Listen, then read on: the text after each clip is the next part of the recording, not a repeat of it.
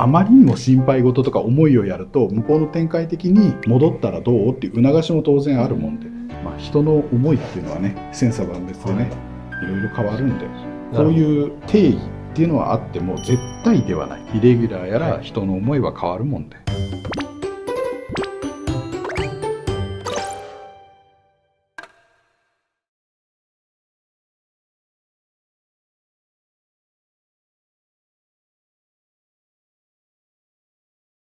お疲れ様です。お疲れ様です。お疲れ様です。お疲れ様です。じゃあ帰っていいですか。いやこれから第2部。第2部。はい。まあね、いろいろとね、こういう世代お墓に関しては大変なことが多くて、はい、ちょこちょこ言っとったけど、うちもやばいんですよ。ボロッボロでお墓こっちまで持ってくるか。遠いな。遠いな。遠いですね。だけど、まあいろいろとね、はい、ここのご説明だったり気になることだったり、いろいろ気になる方もいれば、ホームページ見れば分かるにしてもやっぱ生の声とかね、はい、その現場の方の言葉っていうのは全然意味が違うもんで、気になる方とか気になることで、今回まあこんな変なねやつが来たっていうのでなんか意外なことも感じたかもしれないっていうので、案内とあれば。そうですね。うち霊園をやってるんですけど、お墓に対するその考え方とか、またそのお墓じまいとか墓石を解体される方が多くてですね、本当にそれでいいのかとかいろんな相談を受けるんですけども、その中でなんかこうお墓っていう形ある部分と、あと見えないものに対してのその供養する気持ちっていうのを、綾崎ちゃんがどういうふうにこう考えてるのかなとか、そういったことをこう聞いてみたいなとかと思ってたんですけど、まず第一印象として本当忖度なしでいいんで、この霊園に来て第一印象ですね。第一印象パッと見、はいパッと見、はい、もう来た瞬間、はい、公園かと思った、はい、むっちゃね居心地がいいんやて、お墓ってイメージじゃないんやて、もう綺麗な、なんか言葉として適切かどうか分かんないんだけど、綺麗なモニュメントがいっぱいある公園っていう感じで、だから多分途中で話してるけど、シート広げて飯食うかって、マジそんなぐらい落ち着くというかね、で風抜けもすごい涼しい、時期的にこれから暑くなるからあれかもしれないけど、こんだけ風吹いたら涼しいよねって、土地柄的なこともあるかもしれないっていう、もう第一印象はもうびっくり、お墓じゃねえやろって言葉あれかもしれないけど、いい意味でね。ありがとうございます。いやこれ最初から変なところだって言われたらどうしようかなと、すごいちょっとそれでは緊張してたところなんですけど、ありがとうございます。基本的に忖度しないもんで、来て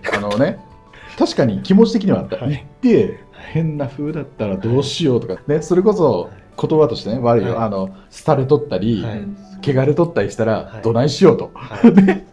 それこそ撮影なしでもうなんとか相談しながらどうにかしなきゃと思ったけど、もう来た瞬間に大丈夫やって、俺やることあんまりないよねみたいな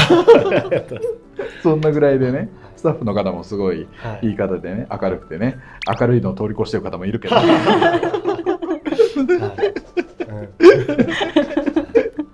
とうございます。本当スタッフのみんなで今この公園みたいなお墓っていうのをちょっとコンセプトにやらせてもらってるので、その綺麗というかですね、誰もがこう心安らげるような場所を提供したいなっていう思いで、やらさせていただいてます。例えば今神社とか YouTube でよく僕も見るんですけど、神社とかパワースポット、多く綾崎チャンネルの方で見させていただくんですけど、お墓にも例えば気が宿ったり、例えばその祈りを宿る場所として、お墓ってどうなんですかね。やっぱ人の念っていうのはたまりやすい。亡くなった方がやっぱ年に1回とか、都合によっては何回か戻ってきたり戻ってこない方もいる。で常にそこにいるわけではないっていう有名な歌でもあるよね。そこでやっぱ行くことによって強く願うことになると、その方の思いがそこにとどまる。ずっとって言われたらちょっと分かんないんだけど、その方の強さによってとどまることがある。ご先祖様だったりご家族が戻ってきた時にそれを感じ取る、もう本能的に。そうするとその思いを受け取るもんで、そういう願う場所、よくモニュメントだったり慰霊碑だったり、それこそ今現代でいうお墓だったり、それは必要不可欠なことだと思ってる。歴史的なことの話をしちゃうと、お墓っていうのは残った方の心の安定っていうのが大前提だった。先祖の供養は当然だけど、それは上流階級とかそういう方しかできなかったこと。でもそれが当たり前になって、見えないことの感謝とかそういうことは絶対必要であるっていう、見えないことの方が結構大切なんやで。いろんなことを言ってんだけど、それこそ見えない愛とかそういう思いやりって形にできますかって、そっちの方が意外と重要じゃないかっていうのは自分では思ってる。でこういう霊的なことっていう言い方は失礼かもしれないんだけど、それに関しては俺は普通に見えてるから当たり前の現象だと思ってしまってる。人の思いでもこうやって見て回ってた時もやっぱここ強いな、いろいろ言いたいことあるなとか全然あるもんで、それはいいことだと思ってる。その願いがたまる場所、願う場所、それは絶対正の考えじゃなくて負の考えもある。だから負の考えが集まればそこは悪い土地になりやすくなりますよという話で。なるほどですね。嫌な気持ちもやっぱりそう多く重なると変なところになるみたいな。そうですね。なるほどですね。例えば、今全体的なお話しましたけども、そのお墓自体でなんかこの気が悪いなとか、なんかこういうお墓、形云々よりなんかそういうダメなとか、なんかお墓ってあるんですかね。こう見た感じ。ダメなっていうよりやっぱそこに来た方とか願う方、要は家族に恨みつらみがあってとかそういうので悪くなるだけであって、実際このものが悪くなるとかは結局人なんですよ。人のせいで悪くも良くもなる。その土地が汚れるのも結局人のせい。山を削って悪くなるとか、そういう現象がたまたまお墓であったりっていう。だから物に対してよし悪しっていうのは基本的にはあんまりないっていう。なるほどですね。よく江戸時代のお墓とか、本当に上流階級というか武士さんとかお墓あるんですけど、しっかりしたのね。本当に小さいこういうところに名前書いて、小さめ石に名前書いてコロコロコロコロ置いてるところもあるんでね。昔は土葬とか、昔は土葬だったんですけど、土葬に関してはどう思いますか。なんかいろいろなんか賛否あると思うんですけど。土葬に関しては正直俺はあんまりいいとは思ってない。どうしても腐敗して中に沈んでいく、で循環する、それがところどころに分かれる、要は動物であったり人であったり、それは別々であり、江戸時代とか旅先で亡くなる、いろんなとこになる、それは別に問題はないと思ってる。少しのことなる。ただお墓という場所でいっぺんに土葬した場合汚染されるんですよ。その汚染された肉体が栄養源になればいいけど、それ以上に多い場合は腐敗物、リンとかそういう臭酸とかいろいろ出て、それが蓄積されて水に行く。その水はどこに行くのか、人間の生活水になる。疫病ですね。疫病になる。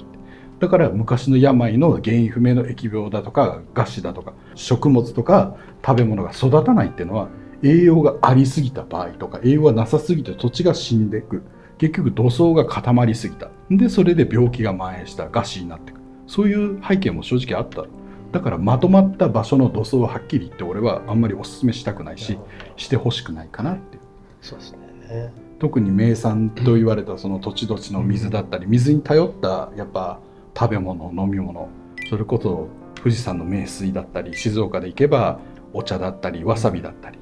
影響が出ないとは言えますよね、もう完全に。だからあんまりうちはお勧めしないかなっていう。いろんな方の考えがあるけど、やってもいいけどあんまり一箇所で大量にやるのはそうですねかなっていう。衛生上の問題も出てくるかなという。多分結構厳しいですよね、許可も出るのも。だと思いますね。なるほど、ありがとうございます。さきさんは料理人だったってことで、こう手にかける、要はいろいろ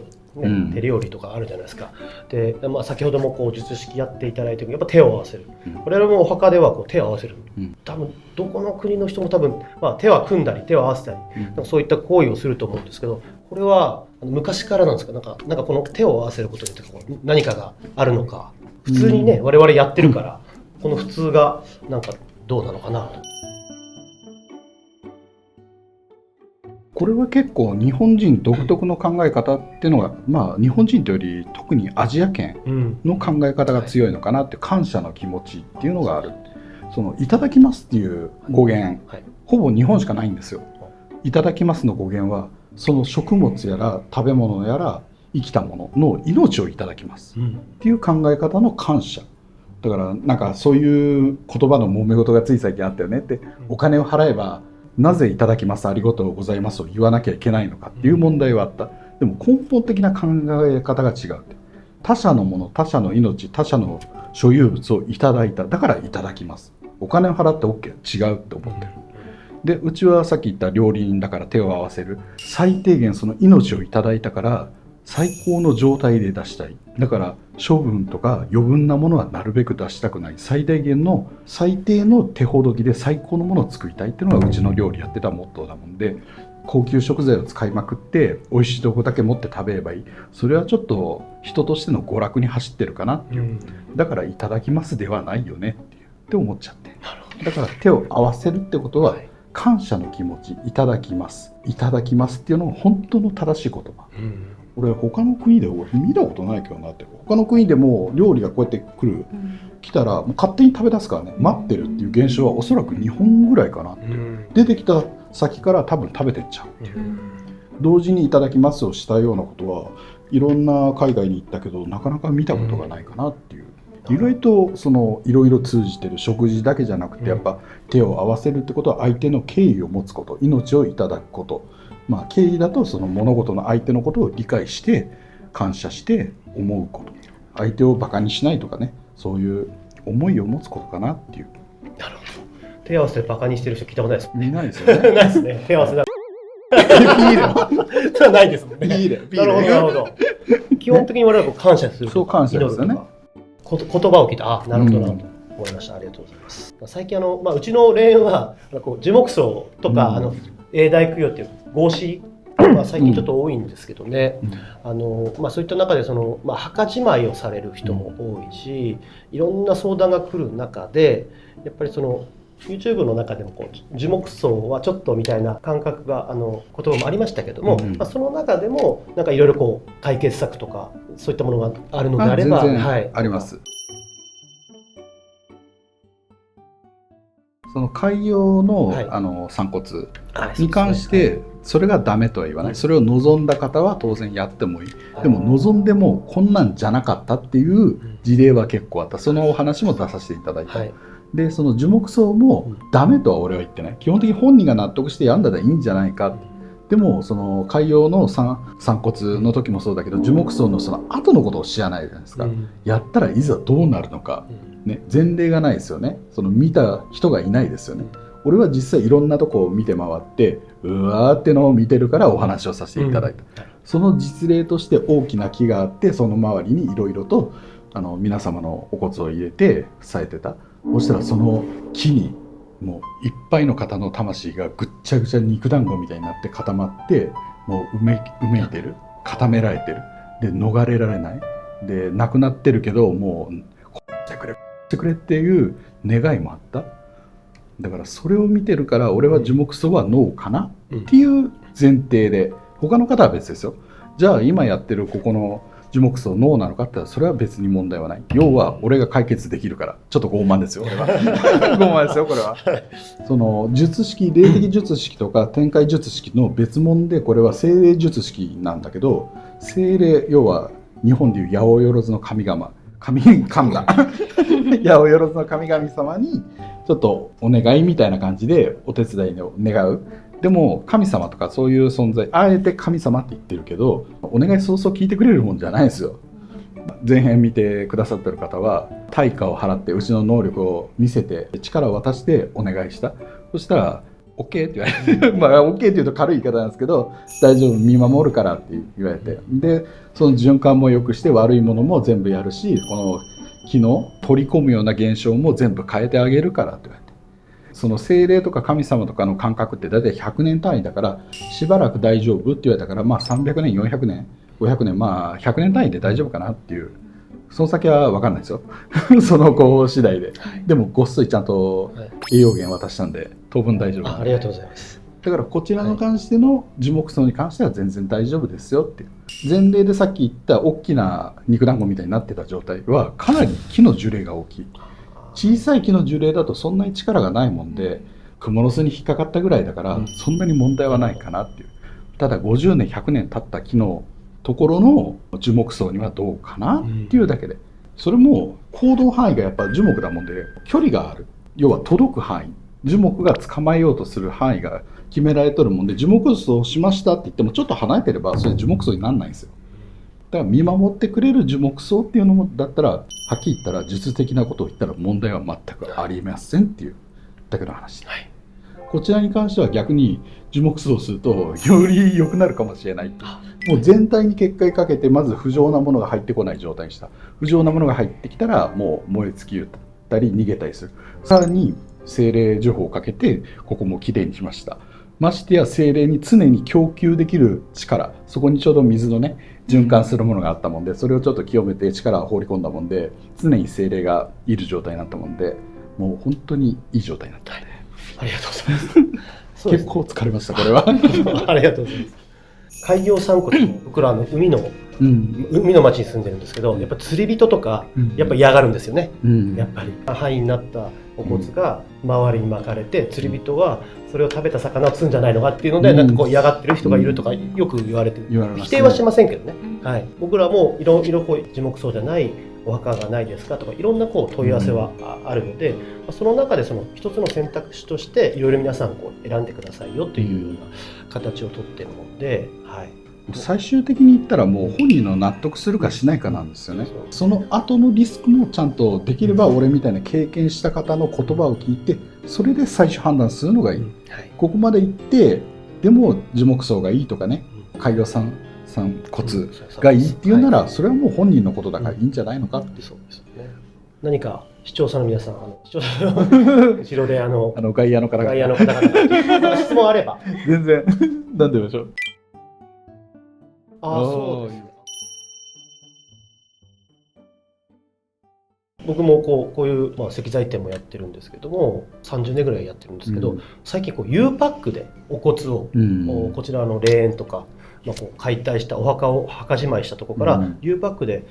お寺さんに送ってきたり、霊園に送ってきたりっていうのができるもんで、結構わからない方が多くて、郵送するのみたいな。日本ではそこだけです。U パックっていうお骨のパックができるのはそこだけとか、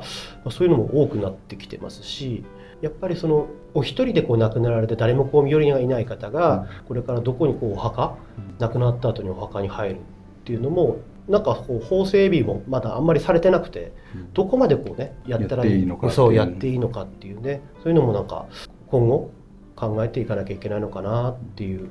思いですよね。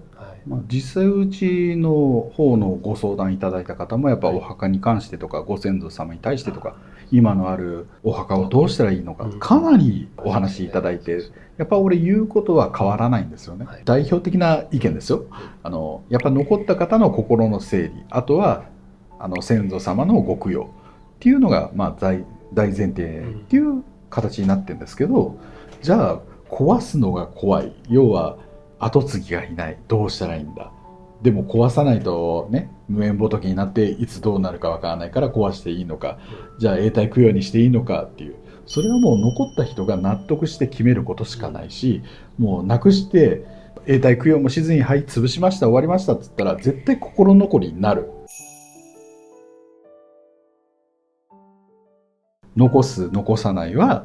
その人のね、やっぱ良いどころになる。壊したら壊したで絶対へこむし、残したら残したで残った人が誰管理すんねんっていうことになっていく。ただそれを考えると永代供養っていうのは絶対その選択の中に入れてもいいことだと思ってる。それでお任せしてもう壊さなくて済んだ。それでもやっぱ先祖様を思って供養できてるっていう選択肢の一つでは全然大きなありだと思う。大きなお墓残しときましたね、誰も見てくれませんって言ったらえらいことやもんでね、時代的にはそれが一番いいのかなっていう。ただそのちゃんとしたとこ、意外とねちゃんとしたとこってどこまであるんだろうっていう、そのいろんな企業さんはちゃんとしてるとこもあるけど、いろんな今多種族だったり、他の企業さんだったりビジネス的にしか考えてないとことかも、その解体屋だったり他の食品だったりそういうとこが全然増えてきてるもんで、ちゃんと見極めなきゃいけない。そこら辺はちゃんとその永代供養でもその場で適当にやって、はい入れました、はい5年後捨てましたって、そんなとこもないとは言い切らないんですよ、正直なところ。それも相談受けてるんだよ実際。預けたのにもう3年後に行ったらなくなってたって。で聞いたらもう合同の方にもうすりつぶして入れましたっつって、はっていう話で、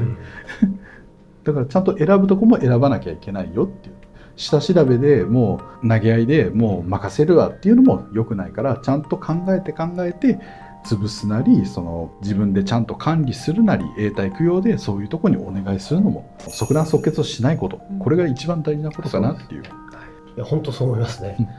やっぱりその亡くなった例えばご家族が亡くなったその永代供養にするにしてもこう考える時間がないんですよね。お骨を入れるタイミングまでね。そう焦るんですよね。やっぱり時間的にどこの葬儀屋やるとかどこかどこどこあんまもういいよここはいみたいななっちゃうんですよね。どうしても。そうなんですよね。だからまあ事前に考えて値段がこのくらいでこのくらいの予算でちゃんとこう終わりを迎えられるんだっていうやっぱその出口の見積もりっていうのも僕は本当必要なのかなと思ってて、そしたらいろいろ選べるじゃないですか。値段もそうだしどんな葬儀したいのかとかどんなお墓に入りたいのかとか、そういうふうなこう選んどくっていうのがやっぱり一番大事なのかなという。はい、ピラミッドに入りたい。ピラミッド立派ですね。ごっついの例えば洋館でもいいよ。洋館でもこれお墓みたいな5分か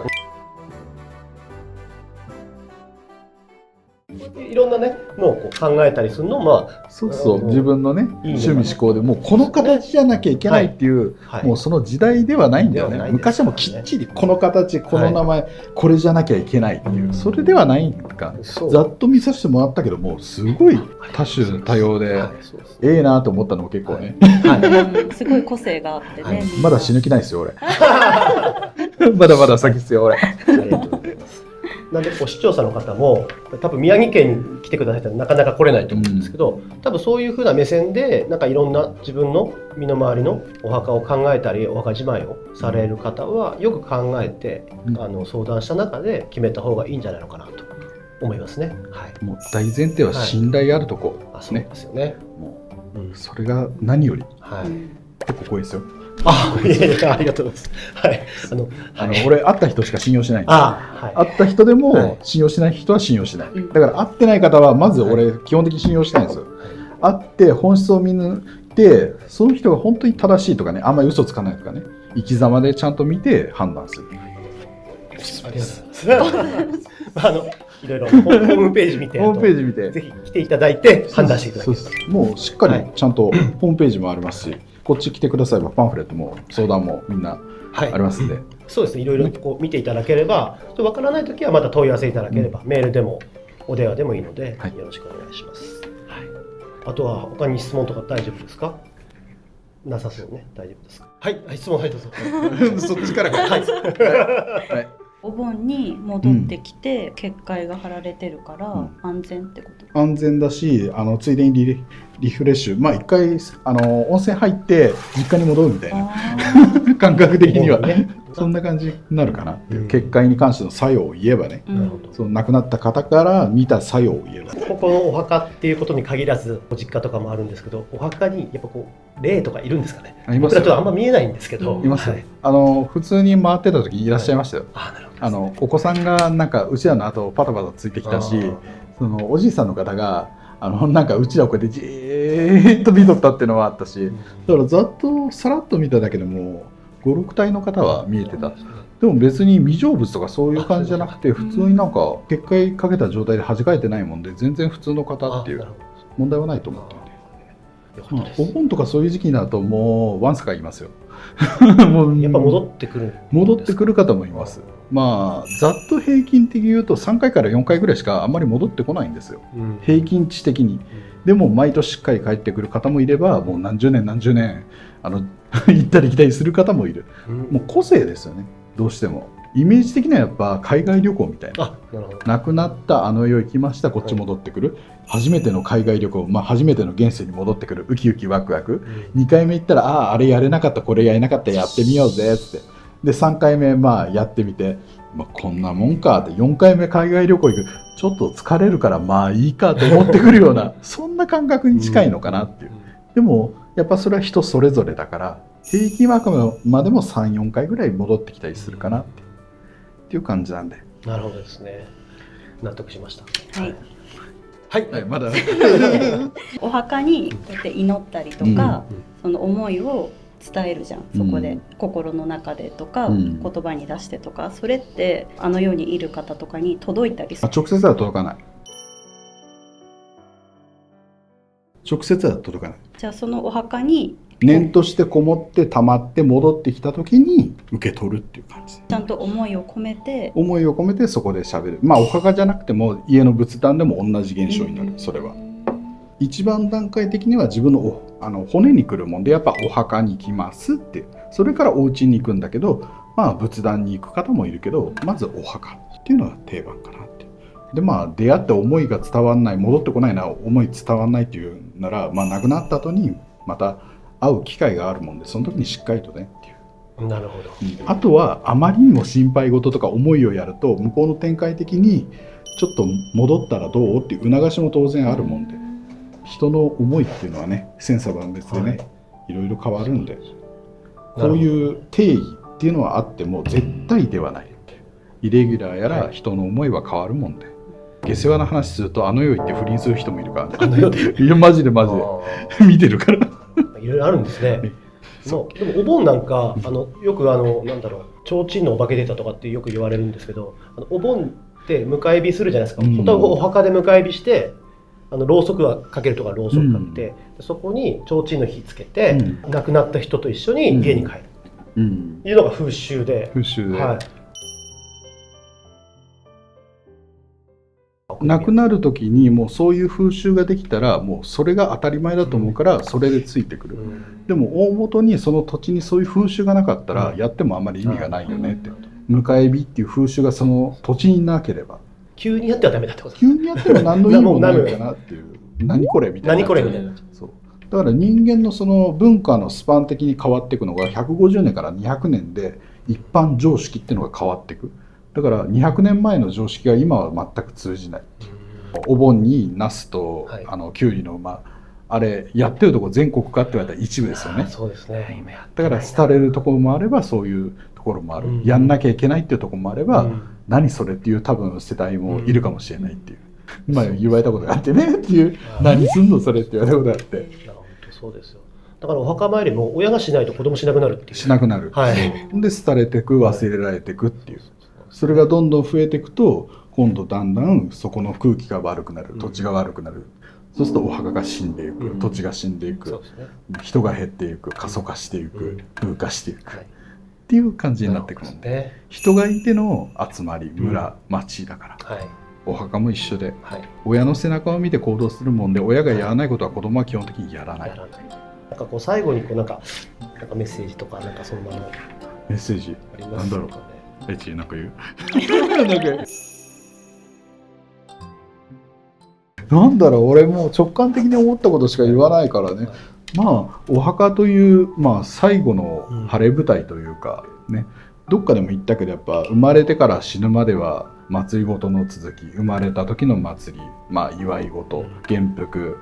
出産やらその結婚やらで、俺にとっての最後の祭り、祝い事っていうのは亡くなったことだと思ってる。それを悲しみで送るのではなくて笑顔で送る。つまり新しい旅立ちだと思ってる。今までいろんな経験をさせてくれてありがとう。今までいろんなことを教えてくれありがとう。お疲れ様。じゃあ次頑張ってねっていう送り出す節目だと思ってるから、それを心に残す、記念に残す、そのためのお墓だったり仏壇だったり、そういうのは必要かなっていう。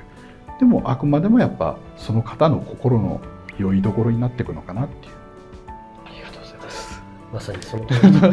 そうです。大丈夫ですか？俺台本ないよ。いや大丈夫。本当ないよ。テープ2がないんですよ。この動画。全部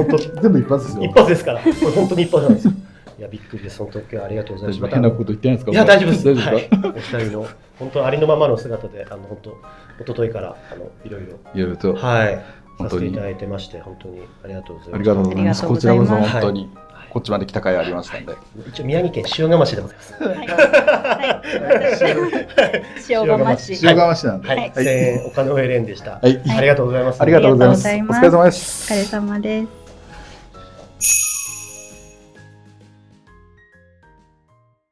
こちらはお墓を建てるときに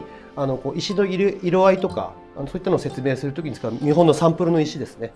実際に建てたところを一番見てもらうんですけど、その前に図面のカラーの色合わせ的にこういう石があるよとか、石って本当に何百種類とあるので、その中でも厳選してやっぱり比較的風化しづらいような石を選定して選んでます。でそんな中でも、この辺はちょっと小物的な石あるんです。すいません。この辺はもうなんか付属的に、お墓のちょっとワンポイントとか、あとご自宅で飾る小物石とかですね、ちょっと可愛い感じの商品も置いたりもしてますね。下の可愛いね。はい、下のワンちゃんとかね。はい。これは実際に彫刻できるんで、実際の写真を彫刻できます。はい。すげえな。はい。これはあくまでもサンプル。サンプルですね。はい。だから現物的にはやっぱ日の元で見るのとやっぱ現物とでは違うので、ちらっと現物を見に行きますかっていう。はい。それでは現物を。あれ勝手に転送してるやん。先に言っとるやん。あれ？はい。瞬間移動です。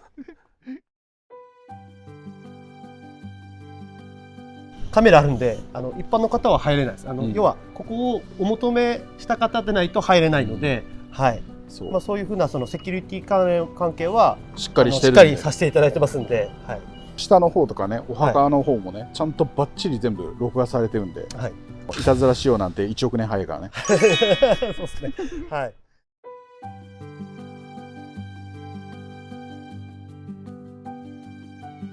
こちらはサンプルなんで、お骨も何も入ってない、まだ全然、はい、売り出してないんですけど、こちらもステンドグラスのお墓で、石もいろいろさっきのサンプルみたいに選べて、はい、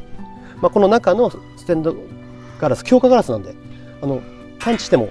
割れません。はい。マジ？はい、試していい？このデザインも選べますね。いいね。最近ちょっと流行ってるというか、はい、可愛らしい。気持ちよくね、皆さん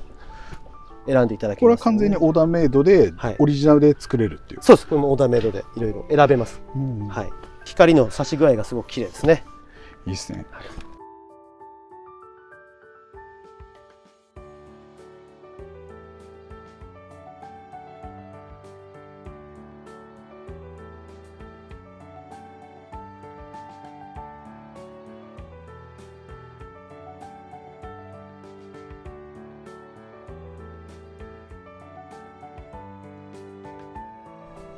ちゃんといてくれた。よかったよかっ